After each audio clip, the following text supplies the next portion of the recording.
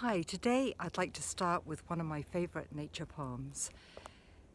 And after that, I really want to take you into a process in which, if you take your favorite nature poems out into nature, you will actually find that the metaphors of the landscape around you feed the poem, and the poem feeds the landscape, so that you are discovering more and more both about the poem and the world around you.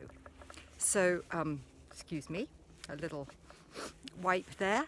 So the poem is Lost by David Wagoner, and it goes like this. Stand still.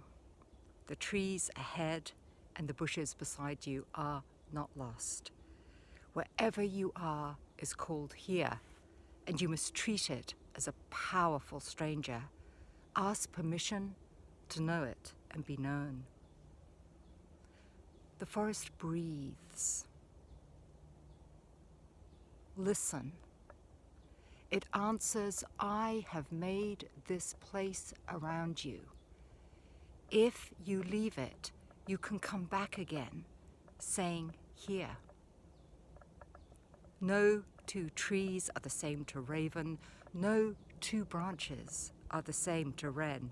If what a tree or a bush does is lost on you, then you are surely lost.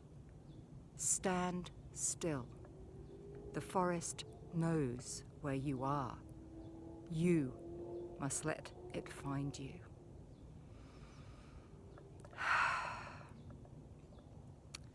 So, I've spoken this poem. I love to speak poetry to nature.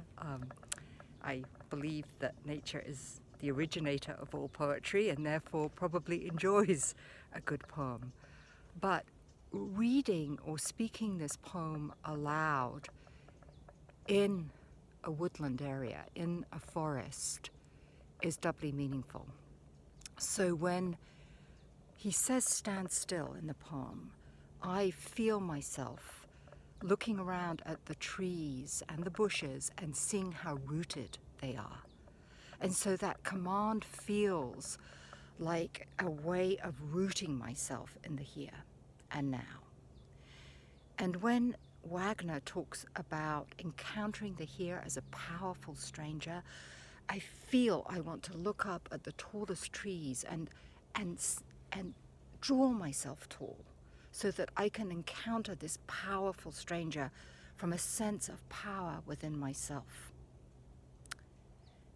And he says, ask permission to know it, to know the here and now, but also to be known by it.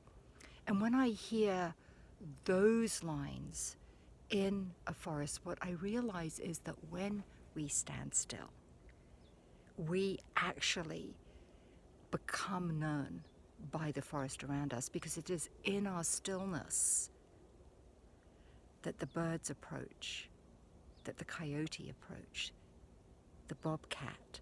Here I've seen pileated woodpeckers and northern flickers and white-tailed deers, but it comes from that standing still. And of course the forest is a place where it's easy to get lost. And when we feel lost in our lives, there's always this desire really to run, to panic, to pursue. But the poem tells us no. Stand still. The forest, as we learn, knows where you are. So then he really comes into this very interesting place that's saying, if you leave, you can come back again, saying here, which I love a lot, because let's admit it, we're always kind of losing the thread. We're always getting lost in our thoughts. We get lost in our lives all the time. Where am I? What am I doing? What's going on? So he's saying it's okay. You know, these things happen, but all you have to do is come back and root yourself again. Root yourself in the here. And you do it through breathing. The forest breathes. So perhaps that's a hint that when we become lost, one of the first things we should do to come present again is simply to breathe. And that sort of leads us naturally into the last lines of his poem, where he's really talking about deep attention. So if you're lost in the forest, one of the reasons you get lost is you haven't been paying attention. And I know this because I've been lost in a lot of forests in my life, and it's a really scary thing. And it's because I wasn't really noticing. I was just jabbering away either inside my head or to somebody I was with, and I didn't know where I was. So he says, no two trees are the same to raven, no two branches are the same to wren.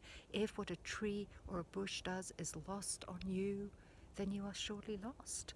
So this is, he's not messing around here. He's saying that if we don't notice, pay attention, value our surroundings, sort of walk the earth, if you like, mindfully, then we're lost. And the way he says lost makes us think not just lost geographically, but lost in a way of we don't know who we are anymore.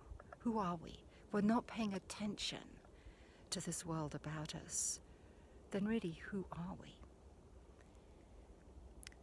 And then finally, this deep sense of comfort. We don't have to keep running around after things. We don't have to know all the answers, because the forest knows this place of such beauty, knows where we are, knows where I am. And my job is not to go chasing after all the shiny objects. A friend of mine says she has shiny object disorder, chasing after everything. But to know that we can stand still and we will be found. This presence of tree, this rootedness in the here and now will allow us to be found. So I'm Mary Reynolds Thompson. I'm founder of Live Your Wild Soul Story, and author of Reclaiming the Wild Soul. And I hope you'll find out more about me at Mary Reynolds, I'm out of breath here. I need to breathe like the forest. MaryReynoldsThompson.com. And let's take some more walks with some more poetry.